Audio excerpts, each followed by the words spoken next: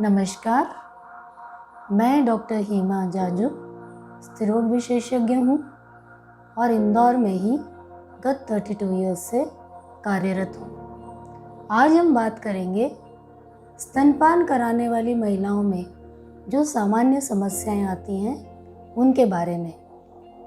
जैसा कि आप जानते हैं, 1 अगस्त से 7 अगस्त यह वर्ल्ड ब्रेस्ट फीडिंग वीक के रूप में 120 कंट्रीज़ में मनाया जाता है और इस समय हम लोग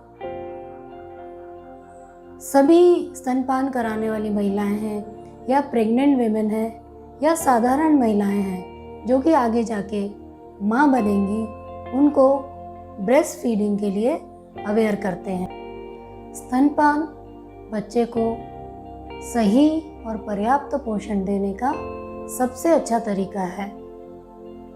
कहते हैं ना, bottle feeding fills the belly but breast feeding fulfils the soul. इसका मतलब यह है कि ये सही पोषण देने के साथ साथ और भी बहुत कुछ प्रदान करता है। जैसे कि जो महिला डिलीवर हुई है उसके ब्रेस्ट में से जो फर्स्ट 2-3 डेज में जो लिक्विड निकलता है वो येलो कलर का रहता है, जिसे हम कोलेस्ट्रम कहते हैं।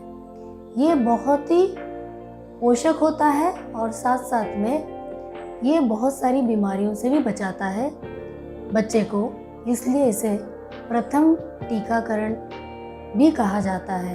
यह बच्चे को सर्दी, खांसी, बुखार, दस्त इन सब चीज़ों से बचाता है। इसलिए हर महिला को अपने बच्चे को पहले 2-3 दिन का जो लिक्विड निकलता है वह अवश्य देना चाहिए।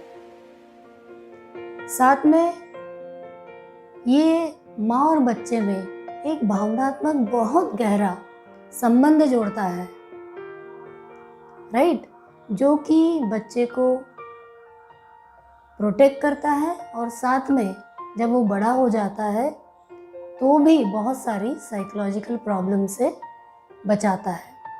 फिर बच्चे में ओबेसिटी कम करता है।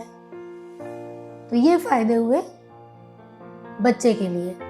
मदर के लिए भी बहुत सारे फ़ायदे हैं, जैसे कि जो महिला ब्रेस्ट फीड कराती है अपने बच्चे को लंबे समय तक, उसको ब्रेस्ट कैंसर के चांसेस कम होते हैं, मोटापा भी कम होता है।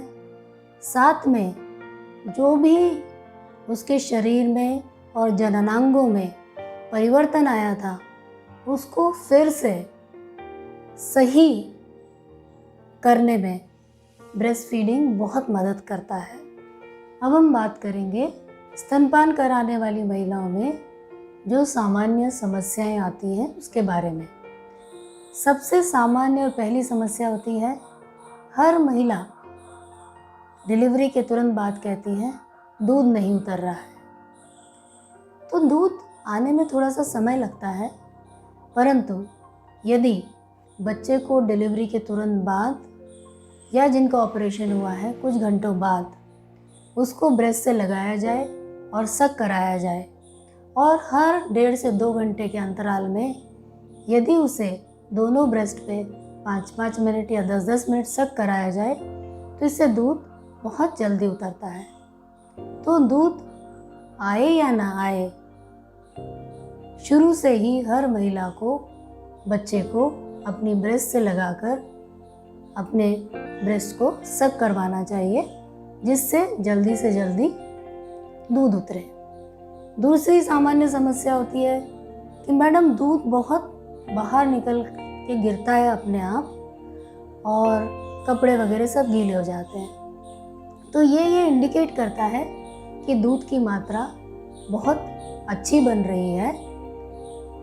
और या तो ये हो सकता है कि बच्चा दूध पूरी तरह से पी नहीं पा रहा है, इसका कारण या तो बच्चा प्रीमेच्योर है या पहले से आप ऊपर से फीडिंग करा दे रहे हैं तो ब्रेस्ट पूरे खाली नहीं हो पा रहे हैं। और दूसरा, जैसा मैंने बताया कि दूध अच्छी मात्रा में बन रहा है, तो इसके लिए क्या कर सकते हैं? इसके लिए आप ये कर सकते हो कि नर्सिंग पैड्स आते हैं जो आप अपनी ब्रेस्ट एंड ब्रा के बीच में रख सकते हैं, ताकि यदि गीला भी होगा तो वो पैड गीला होगा और उसको आप बाद में चेंज कर सकते हैं।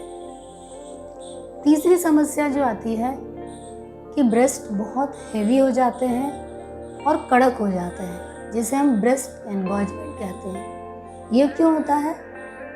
ये इसलिए होता है कि बच्चा दूध ठीक से सक नहीं कर पाता और दूध काफ़ी मात्रा में बनने लगता है तो बाहर नहीं निकल पाता, जिससे कि ब्रेस्ट आपके बहुत कड़े हो जाते हैं और आपको बहुत डिस्कम्फर्ट या दर्द भी हो सकता है।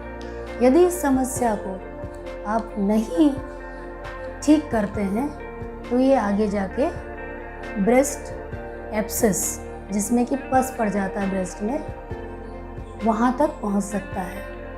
तो इसके लिए आपको क्या करना है, जब भी यह समस्या हो आप बच्चे को अच्छी तरह से सक कराएं हर 1.5 से 2 घंटे में, और सक कराने के पहले गर्म पानी से, या तो हीटिंग पैड हो या जो गर्म पानी की थैली रहती है उससे सिकाई करें, जिससे ब्रेस्ट सॉफ्ट हो जाएंगे और दूध भी ठीक से उतरेगा। और दूसरा, टाइट सपोर्ट, मतलब टाइट कंफर्टेबल ब्रा पहने। इन दोनों चीज़ों से आपको बहुत कंफर्ट मिलेगा और साथ में ही आप ब्रेस्ट एब्सेस से बच जाएंगे। कभी कभी कुछ महिलाओं के निपल्स या तो फ्लैट रहते हैं या इन्वर्टेड, मतलब अंदर की ओर धंसे रहते हैं, तो उससे बच्चा सक नहीं कर पाता और ब्रेस्ट एनगॉर्जमेंट की समस्या भी बढ़ सकती है और बच्चे को दूध भी नहीं पिला पाते। इसके लिए क्या करना? देखिए, इसके लिए सबसे इम्पोर्टेंट है कि जब गर्भवती महिला पहली बार डॉक्टर के पास जाती है तो वो डॉक्टर आपका ब्रेस्ट चेकअप इसीलिए करते हैं कि आपको यदि ये समस्या है तो इससे कैसे निपटें इसके बारे में बता सकते हैं। परंतु यदि आप डिलीवरी के बाद ही ये पता लगता है कि ब्रेस्ट के जो निप्पल हैं वो इन्वर्टेड है, तो उसके लिए क्या करें? तो उसके लिए 2-3 तरीके होते हैं। एक तो आप निप्पल शील्ड यूज़ कर सकते हैं, दूसरा ब्रेस्ट पंप यूज़ करके मिल्क निकाल सकते हैं, तीसरा आप अपने उंगली और अंगूठे से प्रेस करके निप्पल को बाहर निकाल के उसको आप थोड़ा सा ऊपर की तरफ लाएं, और जब वो ऊपर आ जाए तो बच्चे के मुंह में देने की कोशिश करें। और यदि वो एक बार सक करना शुरू कर देता है तो अधिकतर निपल्स बन जाते हैं, और यदि नहीं ही बनते हैं तो हमारे पास ब्रेस्ट पंप या निप्पल शील्ड, यही तरीका होता है दूध पिलाने का। निप्पल का क्रैक होना ये भी एक बहुत सामान्य समस्या है। इसका कारण ये होता है कि दूध पिलाने का जो तरीका है वो सही नहीं होता है। क्या करती हैं महिलाएं कि केवल निप्पल को बच्चे के मुंह में देती हैं, तो डायरेक्टली उसके जो मसूड़े हैं उसके साथ जो निप्पल है वो दबती है, और कभी कभी उसमें क्रैक्स आ सकते हैं, ब्लीडिंग हो सकती है, और जब भी क्रैक निप्पल होते हैं तो बहुत पेन होता है। तो इसके कारण महिला को दूध पिलाने में बहुत दिक्कत होता है। इसके लिए क्या करेंगे? सही तरीके से दूध पिलाएं। सही तरीके से दूध पिलाना मतलब क्या होता है? सही पोजीशन, ये बहुत इम्पॉर्टेंट है। और दूसरा, जब भी बच्चे को दूध पिलाएं तो उसके मुंह में अकेला निप्पल नहीं, उसके जो आसपास का डार्क कलर का जो एरिया रहता है जिसे हम एरियोला कहते हैं, उसको भी मुंह में दें। तो जब बच्चा एरियोला या आसपास का जो निप्पल का एरिया है उसको प्रेस करता है तो निप्पल में से दूध निकलता है और निप्पल को इंजरी या दर्द या तकलीफ नहीं होती है।